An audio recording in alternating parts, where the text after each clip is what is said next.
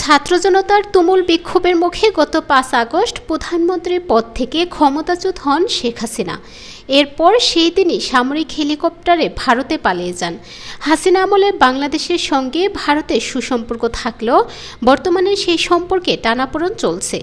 এমন পরিস্থিতিতে বাংলাদেশ ইস্যুতে এনডিটিভিকে সাক্ষাৎকার দিয়েছেন ভারতের পররাষ্ট্রমন্ত্রী এস জয়শঙ্কর। তিনি বলেছেন, আমরা বাংলাদেশের সঙ্গে সম্পর্ক স্থিতিশীল রাখতে চাই। প্রতিবেশীরা একে অপরের উপর নির্ভরশীল।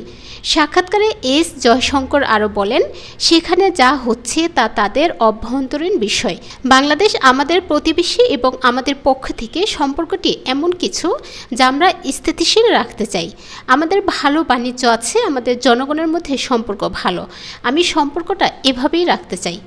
এর আগে গত মাসে ভারতীয় পার্লামেন্টে জয়শঙ্কর বলেছিলেন, শেখ হাসিনা খুব স্বল্প নোটিশে দিল্লির আসার অনুমতি চেয়েছিলেন। তারপর সর্বদলীয় ব্রিফিংয়ে তিনি জানান, হাসিনাকে তার পরবর্তী পদক্ষেপ নিয়ে সিদ্ধান্ত নেওয়ার জন্য ভারত সরকার সময় দিবে।